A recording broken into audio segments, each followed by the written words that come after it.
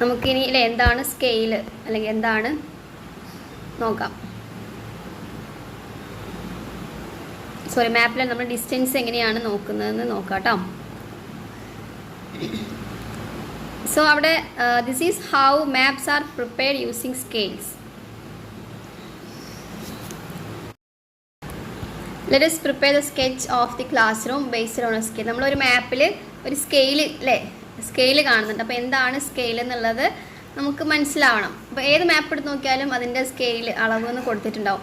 ഈ സ്കെയിൽ എന്തിനാന്ന് വെച്ച് കഴിഞ്ഞാൽ, ഇപ്പോൾ for example imagine that the breadth and length of your class is 5 meter and 10 meter. അതായത് നിങ്ങളുടെ ക്ലാസ് റൂമിൻ്റെ ഒരു ലെങ്ത്തും ബ്രെഡ്ത്ത് എന്ന് പറയുന്നത് ഒരു 5 meterഉം 10 meterഉം ആണെന്ന് ഇമേജിൻ ചെയ്യുക, സങ്കല്പിക്കുക. Suppose we take 1 meter of the class as 1 centimeter. അതായത് ക്ലാസിൻ്റെ 1 meter എന്ന് പറയുന്നത് നമ്മുടെ സ്കെയിലിൽ 1 centimeter ആക്കി എടുക്കാം. Okay, and draw it in our notebook. എന്നിട്ട് നമ്മുടെ നോട്ട്ബുക്കിൽ വരയ്ക്കുക. If so, can we draw a rectangle that measure 5 centimeter of breadth and 10 centimeter of length. അതുപോലെ നമുക്ക് എന്ത് ചെയ്യാൻ പറ്റും? 5 centimeterഉം 10 centimeterഉം നീളമുള്ള ഒരു ലൈന് നമുക്ക് വരയ്ക്കാൻ പറ്റും അല്ലേ? 1 meter ഉള്ളത് നമ്മുടെ സ്കെയിലിൽ 1 centimeter ആക്കി വരയ്ക്കുകയാണെങ്കിൽ 5 meter ഉള്ളത് നമുക്ക് എന്ത് ചെയ്യാം? 5 centimeter എടുക്കാം അല്ലേ? 10 meter ഉള്ളത് 10 centimeter ആയിട്ട് നമുക്ക് വരയ്ക്കാം. പറ്റൂലേ? Okay, and the measure the length and width of the benches and tables and draw them in your notebook as 1 meter of the classroom, 1 centimeter in the sketch. Okay, അതുപോലെ നമുക്ക് എന്ത് ചെയ്യാൻ പറ്റും? ക്ലാസ്സിലെ ബെഞ്ചുകളുടെയും ടേബിളിൻ്റെയൊക്കെ നീളവും വീതിയും ഒക്കെ നമുക്ക് എന്ത് ചെയ്യാം? നോട്ട്ബുക്കിൽ 1 meterൻ്റെ ഒരു 1 meter സ്കെച്ചിൽ 1 centimeter വീതം നമുക്ക് എന്ത് ചെയ്യാൻ പറ്റും? വരയ്ക്കാം അല്ലേ? Okay, the sketches of all you will be alike if you find and mark the north direction before drawing. നമ്മൾ വരയ്ക്കുന്നതിന് മുന്നേ നമ്മൾ എന്ത് ചെയ്യണം? നമ്മൾ നോർത്ത് കണ്ടെത്തണം. ഓക്കെ, നോർത്ത് കണ്ടെത്തി അത് അടയാളപ്പെടുത്തിയാൽ നമുക്ക് എന്ത് ചെയ്യാം? എല്ലാവരുടെയും ഒരു സ്കെച്ച് എന്ന് പറയുന്നത് സെയിം ആയിരിക്കും. Then write below the sketch that 1 centimeter of the sketch represent 1 meter of the classroom. 1 centimeter is 1 meter. Okay.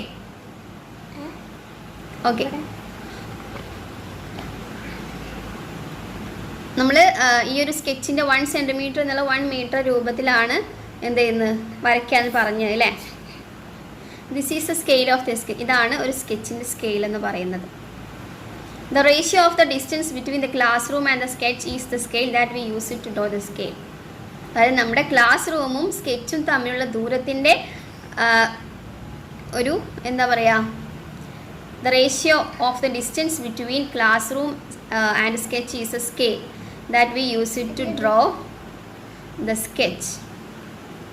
Class റൂമും സ്കെച്ചും തമ്മിലുള്ള ദൂരത്തിൻ്റെ ഒരു അനുപാതമാണ് ഈ ഒരു സ്കെച്ച് വരയ്ക്കാൻ നമ്മൾ ഉപയോഗിക്കുന്ന സ്കെയിൽ എന്ന് പറയുന്നത്. Okay, this is how maps are prepared using scale. ഇങ്ങനെയാണ് സ്കെയിലുകൾ ഉപയോഗിച്ച് നമ്മൾ മാപ്പിൽ എന്ത് ചെയ്യുന്നത്? മാപ്പുകൾ തയ്യാറാക്കുന്നത്. The ratio between the actual distance on the earth and the distance marked on maps is the scale of map. Okay, so അത് ഇമ്പോർട്ടൻ്റ് ആണ്, അതൊന്ന് അണ്ടർലൈൻ ചെയ്യൂ കേട്ടോ.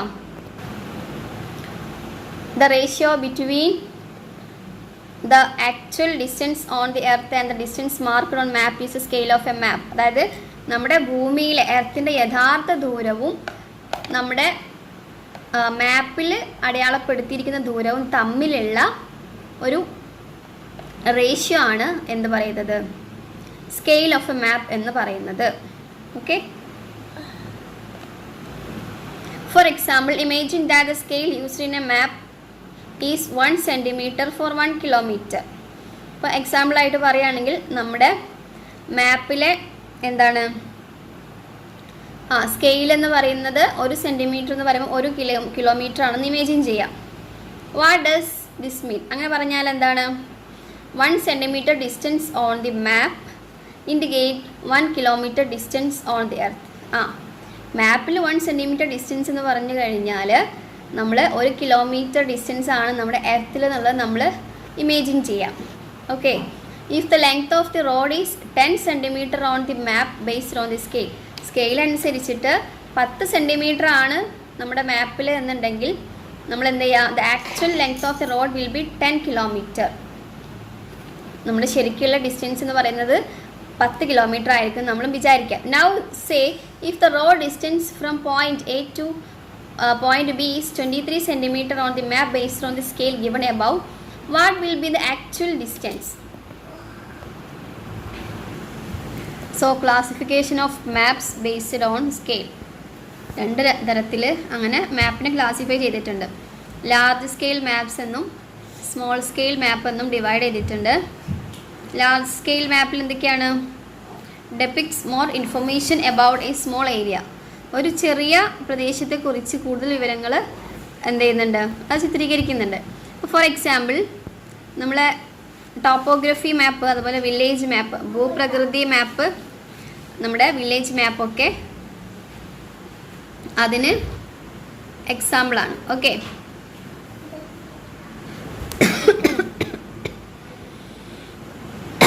മദ്രസക്ക് കേൾക്കുന്നില്ലടാ.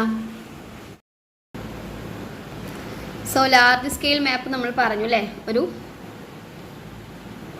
വലിയ മാപ്പുകൾ, വലിയ രീതിയിലുള്ള മാപ്പുകൾ എങ്ങനെയാണ്? Depicts more information about a small area. ഒരു ചെറിയ പ്രദേശത്തെക്കുറിച്ച് കൂടുതൽ വിവരങ്ങൾ ചിത്രീകരിക്കും. അതുപോലെ ഫോർ എക്സാമ്പിൾ ടോപ്പോഗ്രഫിക്കൽ മാപ്പ്, അതുപോലെ village map. For example 1 centimetre എന്ന് പറയുന്നത് 1/2 kilometre. Okay, then 1 centimetre equal to 1/4 kilometre. Then small scale map, ചെറിയ തോതിലുള്ള മാപ്പുകൾ എന്ന് പറയുന്നത് depicts only less information on area. ഒരു പ്രദേശത്തെ വളരെ കുറച്ച് വിവരങ്ങളാണ് എന്ത് നമുക്ക് ചിത്രീകരിക്കാൻ കഴിയുള്ളൂ. For example world map, map of India, map of Kerala, നമ്മുടെ വേൾഡ് മാപ്പ്, ഇന്ത്യയുടെ മാപ്പ്, ലോകത്തിൻ്റെ മാപ്പൊക്കെ അതിന് എക്സാമ്പിൾസാണ്. അതിൻ്റെ സ്കെയിലിൻ്റെ എക്സാമ്പിൾ എന്ന് പറയുന്നത് 1 സെൻറ്റിമീറ്റർ എന്ന് പറയുന്നത് 25 കിലോമീറ്റർ, 1 സെൻറ്റിമീറ്റർ എന്ന് പറയുന്നത് 10 kilometre. Okay, then take page number 140. We have discussed different types of maps and their classification. അല്ലേ, നമ്മൾ വിവിധ തരം മാപ്പുകളും അവരുടെ ക്ലാസിഫിക്കേഷൻ നമ്മൾ എന്ത് ചെയ്തു, ഡിസ്കസ് ചെയ്തു. Now let us know how we can collect data from maps. ഇന്ന് നമുക്ക് നോക്കാൻ പോകുന്നത് എന്താണെന്നറിയാം, ഇങ്ങനെയാണ് നമ്മളൊരു മാപ്പ് നിന്ന് ഡാറ്റാസ് കളക്ട് ചെയ്യാൻ പോകുന്നതെന്നാണ്. Finding or collecting informations examining map is called map reading. Okay, so എന്താണ് മാപ്പ് റീഡിങ്? മാപ്പുകൾ നമ്മൾ പരിശോധിച്ചിട്ട് വിവരങ്ങൾ കണ്ടെത്തുന്നതോ അല്ലെങ്കിൽ നമ്മളത് കളക്ട് ചെയ്യുന്നതോ ആണ് മാപ്പ് റീഡിങ് എന്ന് പറയുന്നത്. ഓക്കെ, നമ്മുടെ എന്താണ് അല്ലേ, മാപ്പ് പരിശോധിച്ച് അല്ലെങ്കിൽ അതിൻ്റെ ഇൻഫർമേഷൻസ് കണ്ടെത്തുന്നതിനോ അല്ലെങ്കിൽ കളക്ട് ചെയ്യുന്നതിനോ ആണ് നമ്മൾ മാപ്പ് റീഡിങ് എന്ന് വിളിക്കുന്നത്. Let us examine the factors that help us in map reading. Map റീഡിങ്ങിന് സഹായിക്കുന്ന കാര്യങ്ങൾ എന്തൊക്കെയാണെന്ന് നമുക്ക് നോക്കാം. The factors that help in map reading are given below. Title, scale, direction, latitude, longitude, conventional colours or symbols, index. Observe the physiographic map of Kerala, figure 9.6, and identify each component. Let us examine how each component is helpful for collecting information from map. So ഈ തന്നിരിക്കുന്ന factors നമ്മുടെ മാപ്പ് റീഡിങ്ങിന്, മാപ്പിന് നമുക്ക് മനസ്സിലാക്കാനും മാപ്പിലെ informations നമുക്ക് collect ചെയ്യാനും വേണ്ടിയിട്ട് നമ്മൾ ഈ ഒരു ഫാക്ടേഴ്സ് നമ്മളെ ഹെൽപ്പ് ചെയ്യും. സോ ആ ഫാക്ടേഴ്സുകൾ ഏതൊക്കെയാണെന്ന് നോക്കിയിട്ട് ഓരോന്ന് നോക്കുക. മാപ്പിൽ ഓരോന്നും ഫിഗർ 9.6 നമുക്കൊരു കേരളത്തിൻ്റെ മാപ്പ് തന്നിട്ടുണ്ട് അല്ലേ. സോ ആ മാപ്പ് നോക്കിയിട്ട് എന്ത് ചെയ്യാം, ഇൻഫർമേഷൻസ് കളക്ട് ചെയ്യാമെന്നാണ് പറയുന്നത്. സോ ചെക്ക് ചെയ്തേ ആ ഒരു map. Okay, the title indicates a major geographical feature that is depicted on a map. Observe the title of the given map. The title Kerala Physiography indicates that the physiographical characteristics of Kerala are depicted on that map. നമ്മുടെ മാപ്പിൽ പറഞ്ഞിരിക്കുന്ന എന്താണ്, പ്രധാനമായിട്ടും ഭൂമിശാസ്ത്രമായിട്ടുള്ള സവിശേഷതയാണ്. Okay, geographical feature എന്നാണ് നമ്മുടെ heading title കൊടുത്തിട്ടുള്ളത്. Okay, so ആ ഒരു ഹെഡിങ് നമ്മൾ നോക്കുക. The title Kerala physiography. Okay, കേരളത്തിലെ ഭൂമിശാസ്ത്രപരമായിട്ടുള്ള കാര്യങ്ങളെ ഡെപിക്റ്റ് ചെയ്ത മാപ്പിൽ ആ ടൈറ്റിൽ കൊടുത്തിട്ട് എന്താണ്? കേരള ഫിസിയോഗ്രഫി. അതായത് കേരളത്തിൻ്റെ ഭൗതിക സവിശേഷതകളാണ് ആ ഒരു മാപ്പിൽ നമുക്ക് കാണാൻ സാധിക്കുന്നത്, അല്ലേ? യെസ്, കേരള ഫിസിയോഗ്രഫി എന്ന് പറയുമ്പോൾ നമ്മൾ മനസ്സിലാക്കുക കേരളത്തിൻ്റെ ഭൗതികമായിട്ടുള്ള സവിശേഷതകളാണ് ഈ ഒരു മാപ്പിൽ പറയുന്നത്.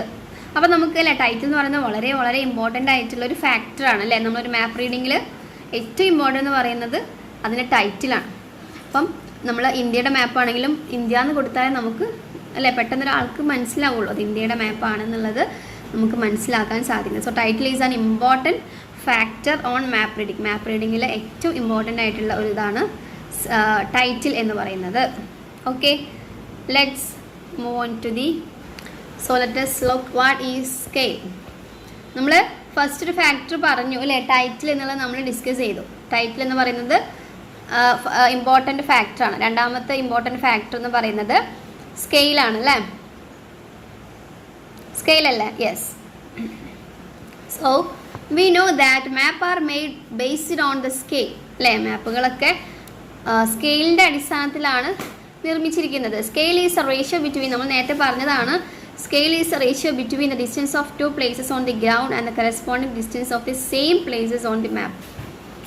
അതായത് നമ്മുടെ ഭൂമിയിലെ രണ്ട് സ്ഥലങ്ങൾ തമ്മിലുള്ള ദൂരവും മാപ്പിൽ അതേ സ്ഥലങ്ങൾ തമ്മിലുള്ള ദൂരവും ആ ഒരു റേഷ്യോയാണ് നമ്മൾ എന്ത് പറയുന്നത്?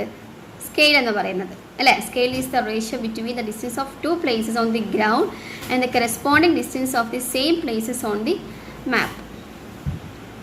The length of a river, a road or a railway, or the area or a region or the extent of the geographical phenomenon is calculated accurately using this scale. അങ്ങനെ പറഞ്ഞാൽ എന്താ? അപ്പോൾ നമ്മൾ ഒരു റിവറിൻ്റെയോ അല്ലെങ്കിൽ ഒരു റോഡിൻ്റെയോ ഒരു റെയിൽവേയുടെയൊക്കെ നീളം അല്ലെങ്കിൽ ഒരു പ്രദേശത്തെ അല്ലെങ്കിൽ ഒരു ഭൂമിശാസ്ത്രപരമായ പ്രതിഭാസത്തെ നമ്മൾ ആ സ്കെയിൽ ഉപയോഗിച്ച് നമുക്ക് എന്ത് ചെയ്യാൻ സാധിക്കും? കൃത്യമായിട്ട് നമുക്ക് അത് അളയ്ക്കാൻ പറ്റും. Okay, so don't you remember how we have calculated the actual length of the road using the scale on the map? നമ്മുടെ മാപ്പിൽ സ്കെയിൽ ഉപയോഗിച്ച് നമുക്ക് റോഡിൻ്റെ യഥാർത്ഥ നീളം എങ്ങനെയാണ് നമ്മൾ കണക്കാക്കിയതെന്ന് ഓർമ്മയില്ലേ?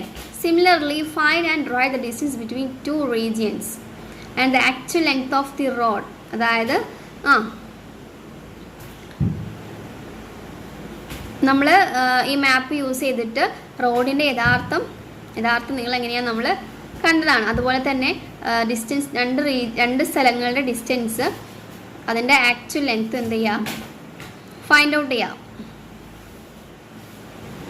അത് നിങ്ങൾ ഫൈൻഡ് ഔട്ട് ചെയ്യാനാണ് പറയുന്നത്. ഈ ഒരു ഇത് യൂസ് ചെയ്തിട്ട് length of the road and river നമ്മളോട് ഫൈൻഡ് ഔട്ട് നമ്മുടെ സോഷ്യൽ സയൻസ് ലാബിൽ നിന്ന് ഫൈൻഡ് ഔട്ട് ചെയ്യാനാണ് പറയുന്നത്. So finding the length of the river using the Twain, അതായത് ആ ഒരു ഇത് യൂസ് ചെയ്തിട്ട് നമ്മുടെ റിവറിൻ്റെ ദൂരം കണക്കാക്കുക ചെയ്ത്. Find the length of the road or A river using the Twain, then measure it using A scale. Find the actual length based on the scale on the map. If 7 cm is obtained here, what is the actual length according to the scale of 1 cm on the earth surface? 1 cm എന്ന് പറയുന്നത് 1 kilometer. അതായത് generally 3 methods are used to record the scale on a map. So നമ്മുടെ scale ഇതാക്കാൻ വേണ്ടിയിട്ട് നമുക്ക് 3 methods അവിടെ use ചെയ്യുന്നുണ്ട്. So next ഏതൊക്കെ മെത്തേഡ്സ് എന്ന് നോക്കാം.